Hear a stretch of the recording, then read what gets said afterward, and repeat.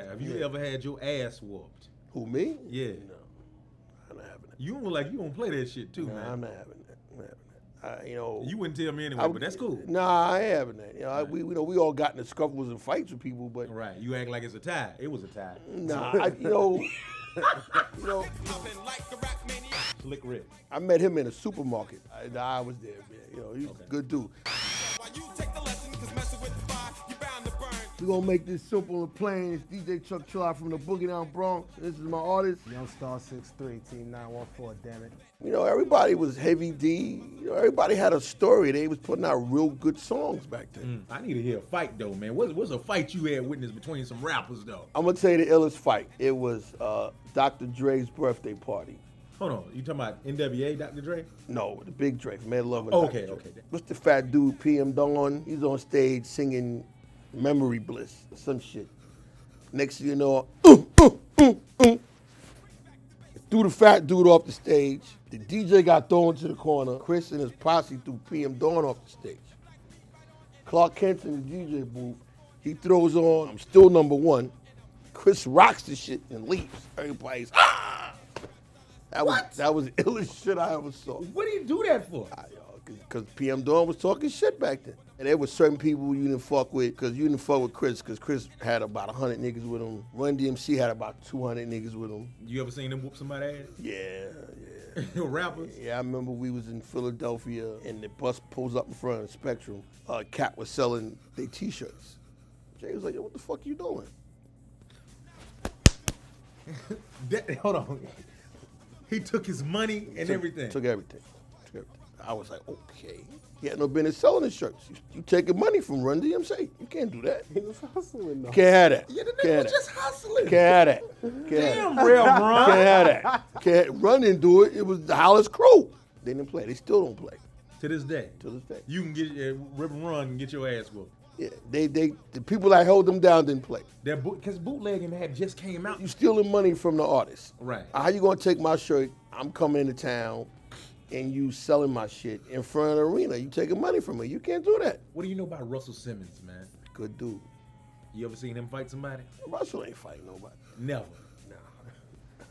You try to put people on blast. You funny. Nah, Russell. What about Heavy D? Give me your fondest Heavy D memory. I might have saw him a couple times with Andre Harrell. I didn't really see him too much. But when I saw him, he showed love. So I had a big party at the Stardust Ballroom in the Bronx. He came, Albie Shaw, Public Enemy, Dana Dane, Audio 2, MC Light. Matter of fact, that was Chris Rock's first show as a stand-up comedian was in there, because he bugged me that whole night to get on the stage and get the fuck out of here. Yeah. You put Chris Rock on stage. He came, he bugged me to get on stage to do that comedy shit.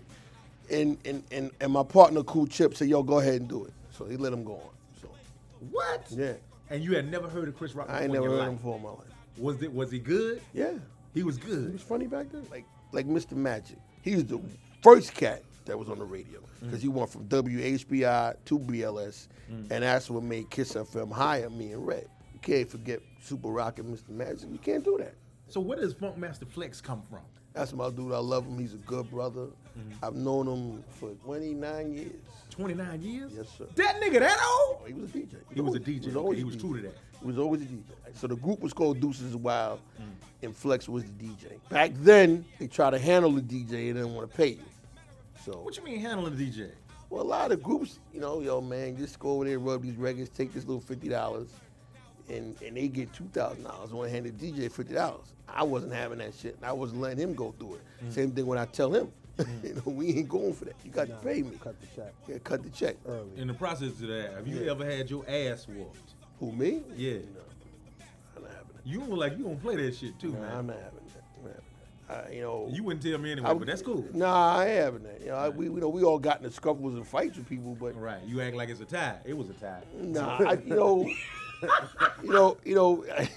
Don't fuck with you. Back then, we were smacking up people. Right. Everybody was smacking up people. You know what I mean? It was part of the game. Right. You got smacked up and you kept it moving. Smacked up. You know what I mean? Flex was the DJ. Yo, man, I want a DJ. I want to come on, man. I want to come on, man. Help me get on, man. Da, da, da. So they was handling them. So I said, come on with me. So every time I went to Kiss FM, You know how he drove me downtown. Well, we got downtown. Oh, yeah, he was your driver. Yeah, he was my driver. He was your do boy. Yeah, he was, yeah. Bro, Master Flex was his do boy. Yeah, he drove.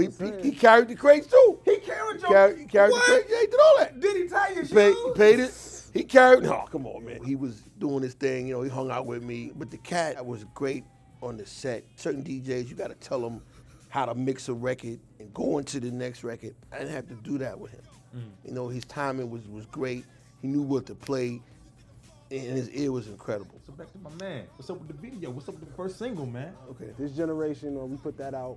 We talking about the next generation now. Yeah, kind of. We put that out a little while ago. Shot the video in the crib, kept it real hood. Just had me and my peoples.